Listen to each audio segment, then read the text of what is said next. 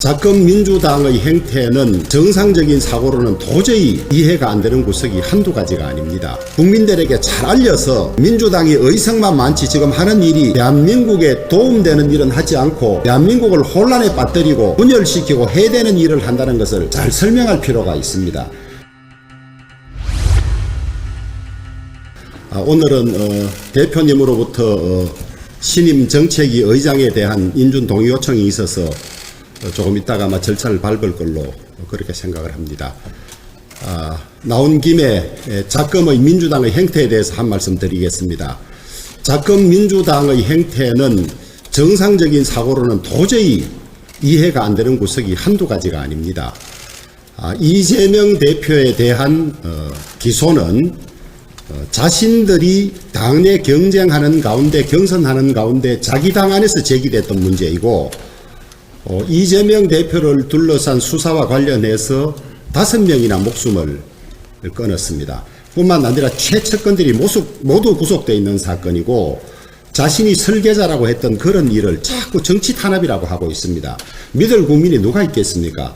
만약에 야당 대표라고 이것을 정치 탄압이라 하고 수사를 하지 말라고 하면 자신은 지휘법권에 있다는 말밖에 특권을 인정해달라는 말밖에 더 되겠습니까?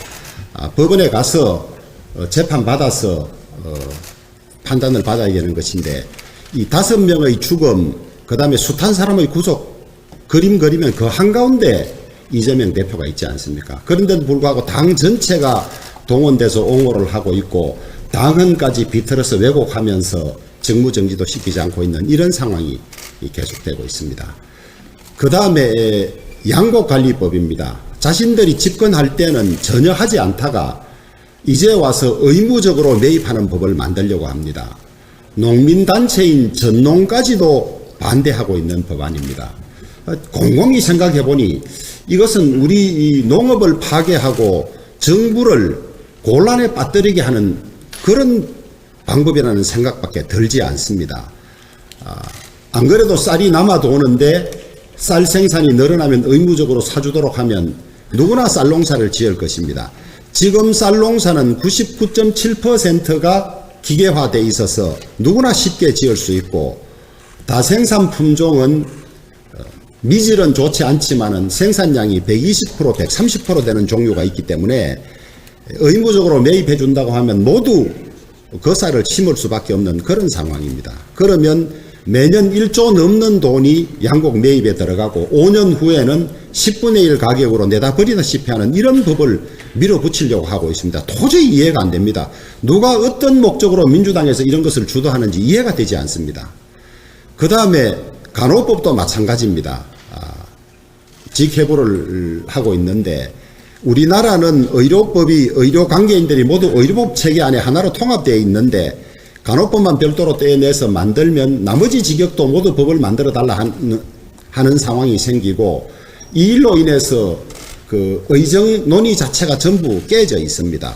결국 의료 이 대란을 일으키고 파업을 일으켜서 국민들을 불편하게 하고 정권에 타격을 주려고 하는 목적에 무슨 목적이 있는지 잘 이해가 안 됩니다. 그 다음에 방송법도 마찬가지입니다. 자기들 집권할 때는 저렇게 하고 있다가 이제 야당이 되니까 또 방송을 장악하려고 이사 수를 늘리고 그 이사들은 전부 자기 편인 사람을 넣어서 방송 중립이라고 외치고 있습니다. 그것이 정말 방송 중립 법안이라면 왜 자기들 집권 5년 동안에는 하나도 하지 않다가 이제 와서 이렇게 위헌성까지도 있는 이런 법들을 만드는지 이해가 되지 않습니다. 이런 것들을 국민들에게 잘 알려서 민주당이 의석만 많지 지금 하는 일이 대한민국에 도움되는 일은 하지 않고 대한민국을 혼란에 빠뜨리고 분열시키고 해대는 일을 한다는 것을 잘 설명할 필요가 있습니다. 국민들이나 당원들이 우리 당의 홍보가 부족하다는 그런 항의를 가끔 받는 경우가 있습니다. 강제징용과 관련한 대통령의 해법에 관해서도 사실은 위안부 협상을 박근혜 대통령 시절에 어렵게 해놓았는데 문재인 대통령이 납득할 만한 이유 없이 그것을 파기하고 수습하려는 노력도 하지 않은 채 한일 관계를 방기해서 얼마나 많은 손해가 있었습니까?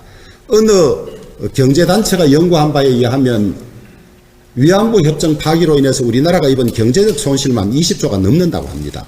북한이 저렇게 핵을 쏘고 있고 거기에 대한 공동 안보의 필요성, 이런 데서 일본과 협력 관계도 필요한데 언제까지나 저렇게 둘 수는 없지 않습니까? 자신들 집권하던 김대중 정부 시절에 했던 그것보다 결코 넘지 않는 일을 하는데도 저렇게 무슨 친일이니 하고 몰아붙이고 있습니다. 그래서 틈날 때마다 우리 당원들이나 국민들에게 좀 적극 홍보하고 왜 이렇게 할 수밖에 없었는지, 이것이 우리 국민과 미래에 어떻게 도움이 되는지를 많이 좀 설명해 주시면 좋겠습니다.